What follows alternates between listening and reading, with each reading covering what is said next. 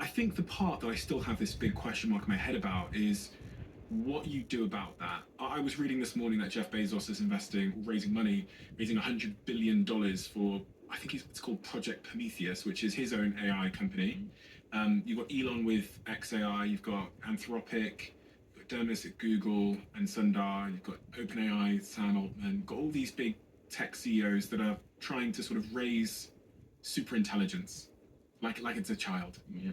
And if they are to be successful, one would assert that intelligence itself is the most powerful commodity, like currency or commodity that there isn't on planet Earth. So those that wield it. And commodity is right, because Altman talks about you're going to need to pay for intelligence the way you pay for water. Yeah. Or pay for gas. And that average American hears that and goes, what? Yeah, I'm going to have to pay for intelligence? Yeah. That feels like something we have free will over. Suddenly you don't. Suddenly a company has control over that. If you had a wand and you could wave the wand and solve this techno oligarchy, what would you do? I want three things.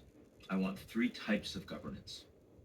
First, I want to make sure that the United States and China start to have AI arms control conversations. When we were fighting the Soviets, there were no arms control discussions until after 1962. Cuban Missile Crisis. We almost blew up the entire world. That was super dangerous, with much, much lower levels of technology. And then after that, we said, oh, maybe we should have a hotline between the two leaders. Oh, maybe we should have deconfliction. Maybe we should not invest in certain areas. Maybe we shouldn't try to develop Star Wars defense, for example. Maybe we should have some arms control agreements that limit, what we do so that it's safer. We desperately need that between the Americans and the Chinese. That's number one. Second thing we need, the financial markets. We all need the financial markets, right? We need them systemically. When there's a financial crisis, the whole world comes together to get out of the financial crisis. And it doesn't matter if you're capitalist or communist. The People's Bank of China, the European Central Bank, the Bank of England, the Fed, they all work together because they are first and foremost technocrats who understand that we need the markets to function. You need something like that for AI. You need an AI stability board so that whenever there is a model that creates a danger to us globally, like Anthropic just did last week, that model is dangerous to all of us globally because any software with a potential bug in it is findable by that model and it can be exploited. That's an incredibly dangerous weapon. So we don't want everyone to have that. So you need at scale, because everyone's going to develop this stuff, you need an AI stability board like the Financial Stability Board that is governed by technocrats, by people that have an independent capacity to identify threats to the systemic environment, the AI environment, that we need to work, that can communicate that to the people that have power and that can immediately attack and address it, right? That's the second thing we need. We don't have that yet. The third thing we need is we have to have an ability to fund AI for people that otherwise would not be able to take advantage of it. We've got half of Africa that doesn't have electricity. The gap between people with electricity and people who don't have electricity is going to be a hell of a lot worse when it's AI. It's going to be a gap between people that act like empowered human beings, hybrid individuals that have AI as a principal relationship and can deploy that knowledge, and people that we won't even treat as human beings. Like a different species almost. Like a different species. That's unacceptable. We can't allow humanity to develop that way. So we have to spend the money to ensure that everyone has access. We aren't close to that. What about the domestic economy here in the United States or in the UK or any of these countries that are developing the technology? Same as the last point. It's the exact same. Okay, so you've got to also fund. Yeah, it can't just be global. I mean, the Americans will not care about this. Yeah, if this is like for sub-Saharan Africa, they'll go, whatever, right? It's them. I'm saying this is something that is necessary for humanity. But when I looked at Artemis going around the moon, we're looking down. I don't see borders. I see 8 billion people.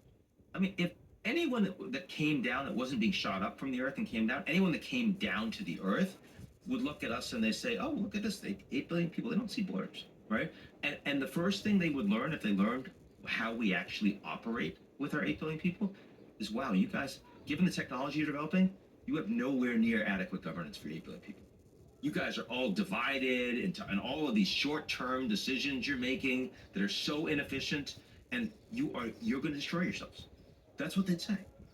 That's what they say. And I say that as a person who is a citizen of the country that created the United Nations. Because we understood the last time we almost destroyed ourselves in a world war, we can't do that anymore. So we need more global governance. We need more forums that bring everyone together, not that divide us apart. We're not heading in that direction right now. We are not heading in that direction right now. Yes. I mean, we're certainly heading in the opposite direction in We are every sense heading of the in word. the opposite direction, in most senses of the word. But technologically, one could imagine that we're developing the tools that will help us move in that direction if we wish to. There is another version of the future, isn't there, where sometimes I question whether it's possible because the human condition is so, contaminated with all of these sort of darker parts of ourselves. But sometimes I wonder if there is like a version of the future which is utopia. I don't see how there isn't. I mean, I don't see how you allow human beings to create the kind of tools that we have and not have the ability to use them for good. The big stories of the world over the past 50 years, my lifetime, those big stories have been about growth. Those big stories have been about how human beings are living for longer with better education and better health care and more wealth and less starvation and less poverty. Those have been the big stories of the last 50 years. Now, you can say maybe it's a blip, but actually, when you look at humans' history on the planet, it's generally moved towards more capacity. We've just had a couple of really bad episodes. And information spreads so quickly that we hear about these bad episodes in a way that we wouldn't have otherwise. So it That's feels also true. the algorithm's serving me up what's going on 10,000 miles that way. And I worry the most about that. I worry Really? the most about people getting programmed. I'm not worried about artificial general intelligence. I'm worried about human beings becoming more computer-like. When you spend all of your time on your smartphone, that is a computer programming a human being, and we're acting more like the computer when we know that we're not like that. We know that we're more like who we are over the last few hours. We're sitting here, we're having a conversation with each other. I've never met you before. We know a bit about each other, but we're having a real conversation. That's a humane conversation. As soon as it gets intermediated by algorithms, as soon as you get programmed into a lane, we become much more inhuman. And I worry, that's why I hate prediction markets. The idea that we're going to, instead of looking at our political institutions as things that we've built that serve us, instead we create a casino out of them. And we only care about whether we're in or out of the money. That human beings don't operate that way. Companies that want to line their pockets make us work that way. We're being forced away from being our better selves. We need regulations and governance models and companies that help us be more of